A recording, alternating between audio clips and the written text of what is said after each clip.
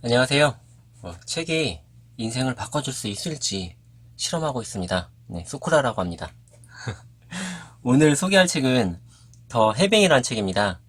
네, 이 책은 요즘에 유튜브를 보면 굉장히 많이 볼 수 있는 책이에요. 그러니까 이 책을 리뷰하신 분들이 굉장히 많더라고요. 그래서 저는 이게 광고가 이렇게 심한가? 광고를 되게 많이 하네? 라는 생각을 좀 했어요. 근데 이게 노출이 많이 되다 보니까 굉장히 좀 궁금하더라고요. 그래서 저도 사서 읽어보게 됐습니다. 이게 정말 인기가 많은 책인가? 아니면 이게 다 광고인가? 한번 확인해 보려고 아까 그 교보문고 그 앱을 켜서 보니까 이게 종합 베스트셀러 1위더라고요. 몰랐습니다. 책은 뭐 괜찮아요. 재밌게 읽을 수 있는 책이에요. 뭐 그렇게 어렵지도 않고 저는 뭐 재밌게 잘 읽었습니다. 이 책은 미국에서 선출간이 되었다고 해요. 미국에서 선출간된 최초의 한국 자기계발서라고 합니다. 대단한 책이죠. 작가가 두 분이라고 해야 될 것 같은데요. 먼저 이거는 두 분의 대화로 되어 있거든요. 그래서 직접 글을 쓰신 분은 홍주연 님이고, 이분은 이제 기자 출신이신데, 나중에 MBA 학사를 받으시고, 와튼에서요. 그 다음에 경영 컨설팅 회사, 맥킨지에서 대외협력 담당 이사로 근무하셨답니다. 대단하신 분이네요. 이 분이 이서윤이란 분을 만나요. 그러니까 이서윤은 뭐 여기서 구루라고 표현이 되는데, 그러니까 제가 볼 때는 뭐 거의 도인 수준입니다. 그래서 그 홍주연님은 이렇게 연대 나와서 중앙일보 기자 하시다가 그 와튼스쿨에서 MBA 받으시고 그 다음에 이제 맥킨지에서 일하셨다가 지금은 프리로 일하시는 분이세요. 그리고 이서윤님은 책에 있는 그대로 읽어드릴게요. 대한민국 상위 0.01%가 찾는 행운의 여신. 이서윤은 사주와 관상에 능했던 할머니의 발견으로 7살 때 운명하게 입문했다. 할머니가 본 어린 소녀의 삶은 행운을 불러오는 운명이었다. 할머니의 지원과 이서윤의 신념으로 주력과 명리학, 자미두수, 점성학 등 동서양의 운명학을 빠짐없이 익혔고 10만 건의 사례를 과학적으로 분석했다. 그녀에 대한 소문은 부자들의 귀한 비밀이었다. 이미 고등학생 때부터 자신을 찾아오는 부자들의 자문에 응했고 이후 연세대 경영학과와 서울대 행정대학원에 진학해 세상에 필요한 공부를 했으며 미국과 유럽 등지를 오가며 세계 각지의 운명학 대가들과 교류하며 내공의 깊이를 더했다. 그녀에게 자문을 구하는 이들은 대기업 오너와 주요 경영인, 대형 투자자 등 상위 0.01%에 해당하는 부자들이다. 그들은 이서윤의 조언에 따라 전략을 수정하거나 조직의 인사를 단행하고 투자를 결정했다.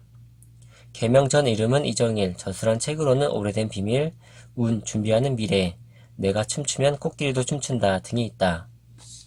이서윤이란 분이 질문에 대해서 답을 해주는 형식으로 이 책이 되어 있는데 굉장히 좀 미스테리한 인물 같아요.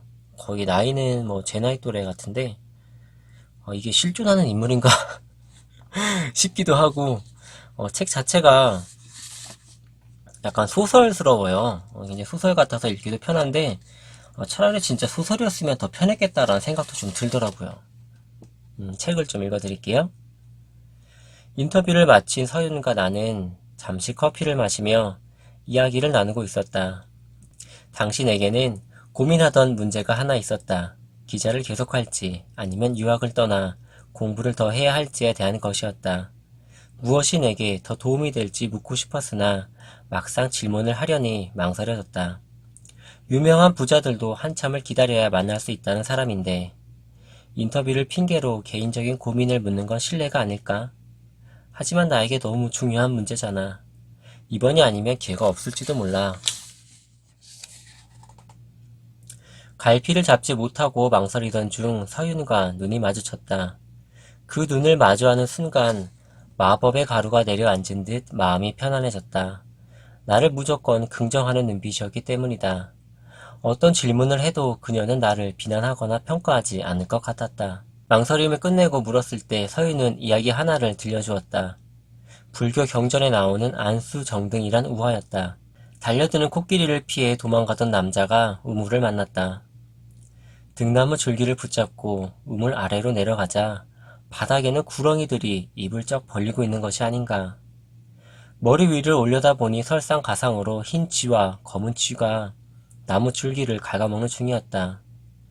그때 머리 위로 무언가 떨어졌다. 손가락으로 찍어 맛을 보니 달콤한 꿀이었다. 남자는 죽을 위기에 처한 것도 있고 정신없이 꿀만 받아먹었다. 나를 바라보며 서윤이 부드럽게 물었다. 이 사람이 어떻게 위기에서 벗어날 수 있을까요? 이 상황에서 꿀에 정신이 팔려있다니 죽는 것 말고는 다른 길이 안 보이네요. 방도는 하나. 줄을 타고 올라가 코끼리와 싸우는 수밖에요. 일단 마음을 먹으면 두려워한 것보다는 어렵지 않을 거예요. 그 말을 듣는 순간 내 안에 있던 두려움이 먹구름 거치듯 사라졌다. 희망이 태양처럼 솟아오르면서 도전할 용기도 생겨났다.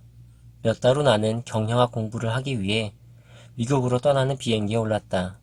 세상에는 정말 많은 돈이 있답니다. 물에 손을 담그면 시원한 감촉을 느낄 수 있듯 우리도 얼마든지 돈을 누리고 풍요를 느낄 수 있어요. 그것이 해빙, 우리 안에 있는 힘이죠. 그리고 해빙은 우리가 자연스럽게 더 많은 부를 향해 흘러갈 수 있도록 해주죠. 쉽게 이해할 수 없는 말들이었다. 잠시 호흡을 가다듬은 뒤 문제의 그 단어에 집중해 보았다. 그럼 해빙이란 무엇인가요? 서윤은 다시 조용히 커피를 마셨다. 잠시 침묵이 묘한 여운을 남겼다.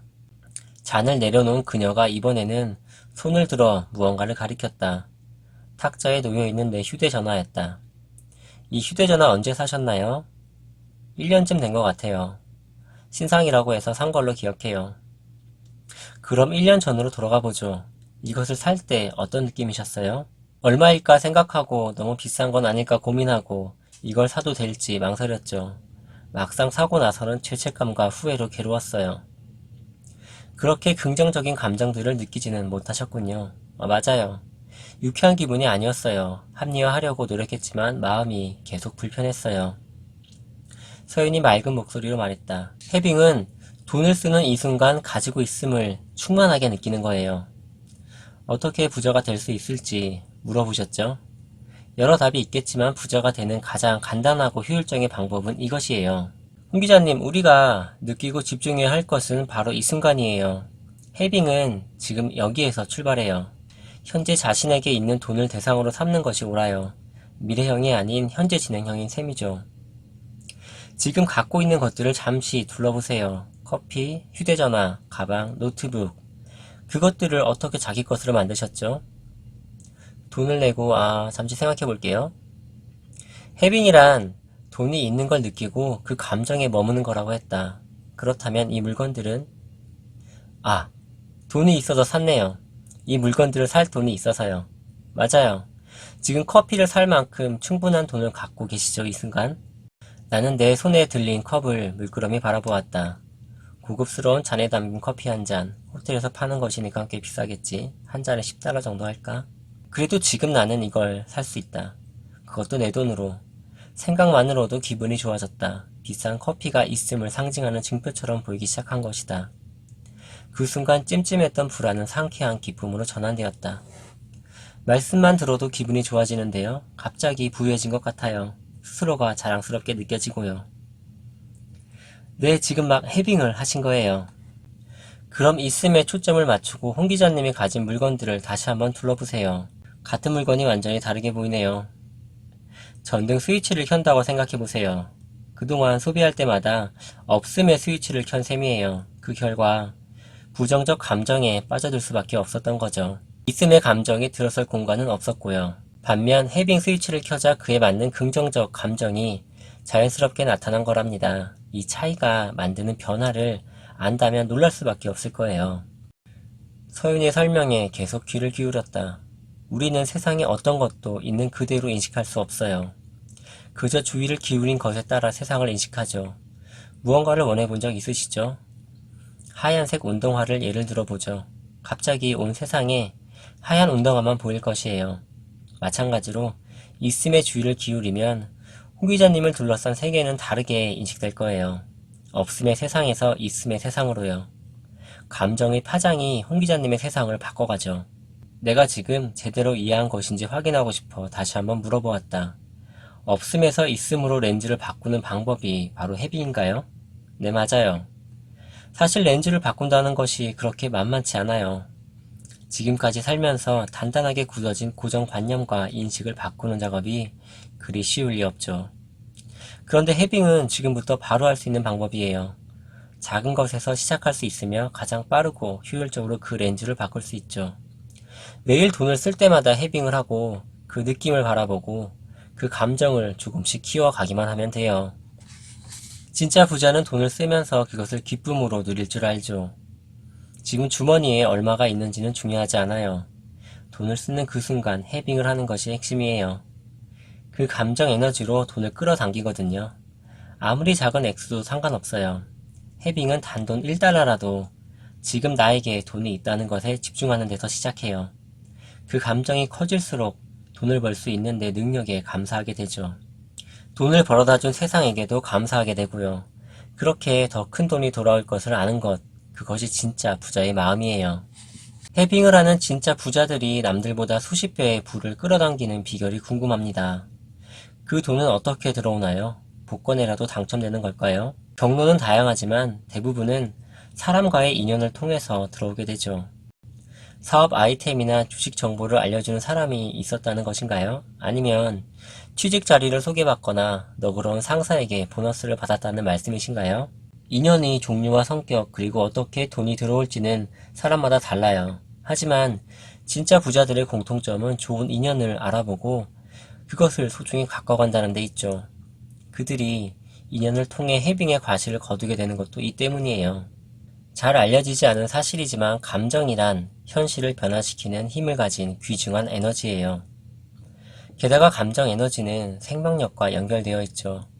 어떤 인공지능도 표현을 모방할 뿐 실제적인 감정 에너지를 가질 수는 없어요.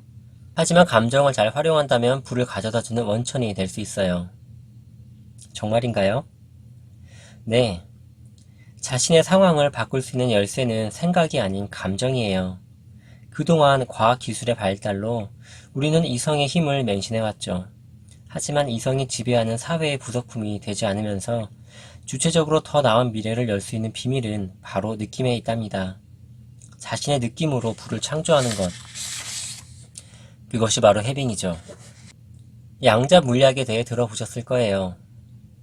서연의 말을 듣고 나중에 이 내용에 대해 추가로 더 공부해보았다. 일부 양자 물리학자들에 따르면 물질은 견고한 것이 아니라 파동이나 입자로 존재하는 것이다. 물질이란 해당 위치에 그것이 있을 확률일 뿐 그 자리에 고정된 것이 아니라는 이야기다. 그것이 어디에 어떤 모습으로 존재할지 결정하는 것도 관찰자인 우리 자신이다. 바꿔 말하면 우리가 인식하는 대로 물질이 빚어지고 우리가 마음먹은 대로 눈앞의 세상이 바뀌게 된다. 하지만 서윤과 대화를 나눌 때는 이런 내용을 알기 전이었다. 그래서 그냥 얼버무릴 수밖에 없었다. 용어는 들어봤지만 정확히 무슨 뜻인지는... 홍 기자님, 이 물컵이 과연 여기에 존재할까요? 물컵이 그 자리에 있는 걸로 보이지만요. 그 다음은 기존의 물리학 시각으로 보면 홍 기자님과 컵은 각각 독립적으로 존재하는 거예요. 서로 영향을 미치지 않죠. 그런데 양자 물리학에서 보면 컵의 위치는 홍 기자님과 깊은 관계가 있어요. 거기에 있다고 인식하기에 존재하는 것일 뿐이거든요. 다른 말로 하면 모든 물질의 위치는 그곳에 존재할 확률적 분포예요. 인식에 따라 변할 수 있다면 생각이 물질을 바꿀 수 있다는 뜻일까요? 홍 기자님, 쿠키 만들어 보셨어요? 네, 베이킹 좋아해요. 주말이면 아이와 함께 쿠키를 만들거든요. 그럼 지금 쿠키를 만든다고 상상해 보세요. 손으로 직접 주무르는 반죽을 생생하게 느껴보세요. 우리의 미래는 밀가루 반죽과 같아요. 다양한 가능성으로 존재하죠. 우리가 관찰하고 인식하고 느끼는 에너지가 반죽의 모양을 형성하는 거예요. 그리고 완성된 반죽이 굳으면 우리 앞에 현실이 되죠. 다시 말해 쿠키를 어떤 모양으로 빚고 구워낼지는 우리 손에 달려있다는 말이에요. 아, 알겠어요.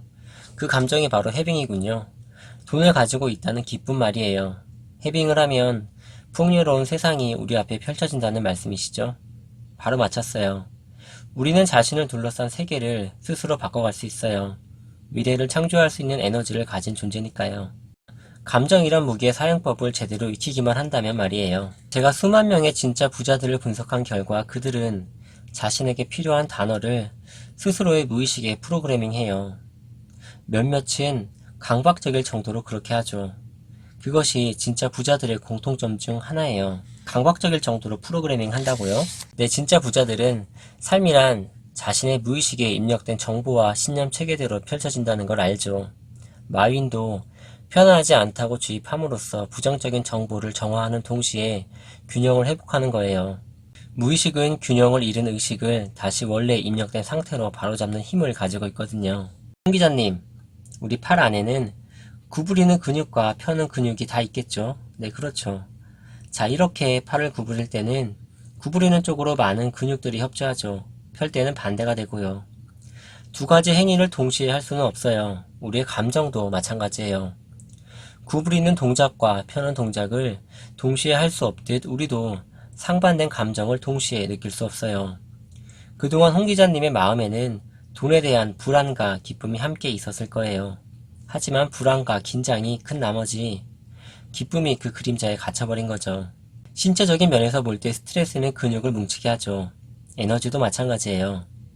긴장의 에너지는 우주 속에 경직된 주파수와 상응하여 돈의 흐름을 느려지게 해요. 심해지면 돈이 들어오는 길이 막히게 되고요. 불안과 긴장의 자석은 돈을 밀어내고 기쁨과 편안함의 자석은 돈을 끌어당기죠. 서윤이 테이블 위에 놓인 내 휴대전화를 집어들었다. 홍 기자님, 이 핸드폰 간절히 원하세요? 아니요, 그건 이미 제 것인데요. 대답을 하는 도중 갑자기 그녀가 원하는 답이 무엇인지 알 것 같았다. 아, 간절한 마음이 들지 않아요. 이미 제 것이라고 생각해서 그런지 그저 편안하기만 해요. 바로 이게 해빙이군요. 있음을 느끼는 것. 정확하게 잘 짚어내셨네요. 간절히 원하는 마음은 결핍에 집중하는 거예요. 나한테 지금 없다고 느끼기에 그런 마음이 생기는 거죠. 확실히 이해가 갔다. 해빙이 있음을 가리키고 있는 것이라면 간절히 원하는 것은 없음을 향해 가고 있는 것이 아닌가. 자석의 N극과 S극처럼 두 마음도 공존할 수 없었다. 간절히 원하는 마음을 해빙과 비교해보죠. 해빙은 물살의 튜브를 타고 편안하게 흘러가듯 흐름에 몸을 맡기는 것이에요. 자연이 순탄하고 편안할 수밖에 없어요. 반면 간절히 원하는 것은 거칠거칠한 돌바닥 위에서 무거운 상자를 힘껏 미는 것과 비슷해요. 미는 힘이 셀수록 그 반발 때문에 마찰력도 강해지죠. 무슨 말씀이신지 알 것 같아요. 반발력 때문에 불안과 두려움이 생겨나겠죠. 그 불편함이 돈을 밀어내고 무의식의 없음을 끊임없이 입력할 거예요. 결국 해빙과 반대 방향으로 가는 거죠.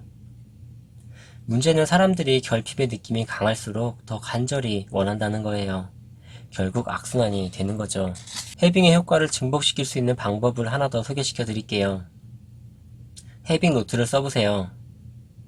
일기를 쓰듯 해빙을 기록하라는 말씀이신가요? 네, 비슷해요.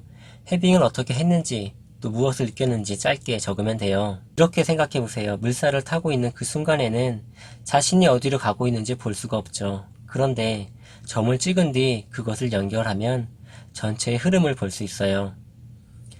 해빙 노트를 쓰는 것도 그렇게 점을 찍는 과정이에요. 하나씩 기록하다 보면 어디로 향하고 있는지 파악될 거예요. 문장은 단순한 것이 더 좋아요. 나는 가지고 있다. I have로 지금 자신에게 있는 것을 적고 나는 느낀다. I feel로 자신의 감정을 표현하면 돼요. 그 뒤에 감사나 감탄의 표현을 덧붙여도 멋있겠죠.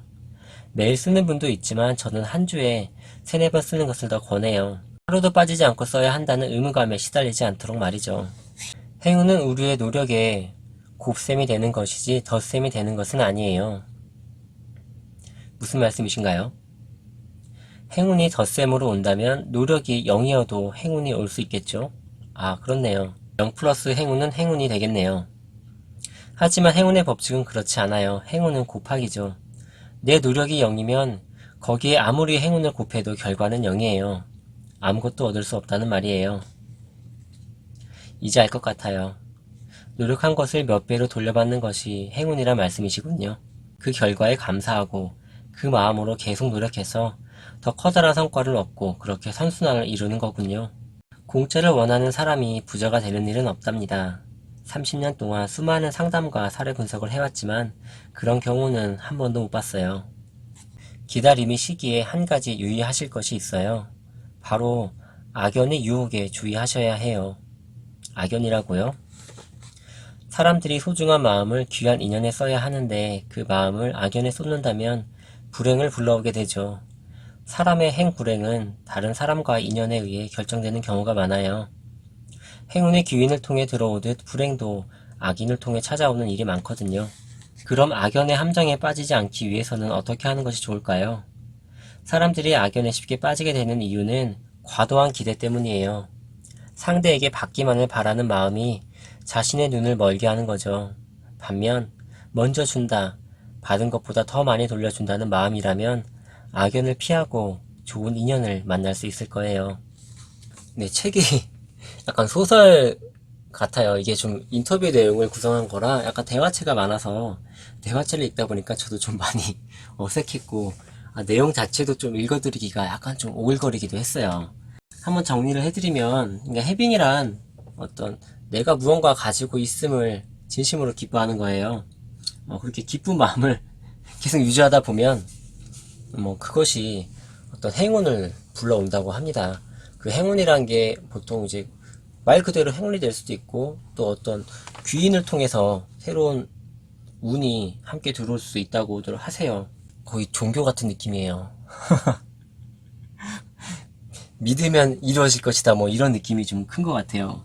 그래서 이렇게 가지고 있는 것에 진심으로 기뻐하면 이것이 에너지가 되고 또 그 에너지가 나와 나의 주변을 바꿔서 또 사람을 통해서 귀인을 통해서 행운이 들어올 것이다, 돈이 들어올 것이다, 이런 내용을 이야기하고 있습니다. 따라서 해빙도 습관이고 근육이기 때문에 계속 연습하다 보면 더 쉽고 자연스럽게 되고 잘 될 것이다 라고 이야기를 하세요. 책을 읽다 보니까 예전에 읽은 책 중에 그 일본 책인데 3억 빚을 진 내게 우주님이 가르쳐준 말버릇이라는 책이 있거든요. 이 책도 굉장히 재밌어요. 그냥 만화처럼 쓰여진 책인데 이것도 본인의 실화라고 이야기를 하시거든요. 근데 이 책이랑 굉장히 느낌이 비슷했어요. 한번 읽어보시면 무슨 말인지 아실 거예요. 뭔가 저는 좀 굳게 믿고 이런 거 잘 못하거든요. 맹신 이런 걸 별로 안 좋아하고 잘 못해요. 그래서 종교도 거의 없다시피 하는데 그냥 이거는 책을 읽으면서는 약간 좀 반감도 있긴 했지만 저도 모르게 책을 읽으면서부터 해빙을 하게 되더라고요. 지금도 계속 연습하고 있고 노력하고 있어요. 그리고 이 책이 좀 재밌다 보니까 제가 책을 재밌는 책은 한 번에 읽고 재미없는 책은 읽다가 딴 책도 같이 읽거든요. 그래서 지금 제가 책을 2권을 읽고 있었는데 재미없어서 이 책을 또 읽었어요. 3권을 함께 읽고 있었는데 이 책이 제일 재밌더라고요. 그래서 이 책을 제일 먼저 읽었고 먼저 읽던 책 2권은 아직 그대로 있거든요. 그만큼 읽는 것 자체가 부담스럽지 않고 굉장히 재밌는 책이에요. 기대는 좀 약간 줄여주시고 너무 큰 기대하지 마시고 그냥 읽어보시면 도움이 되실 것 같아요. 물론 저는 약간 오글거리는 것도 좀 있었어요. 네, 오늘은 여기까지 하겠습니다. 들어주셔서 너무나 감사합니다. 다음에 또 뵙겠습니다.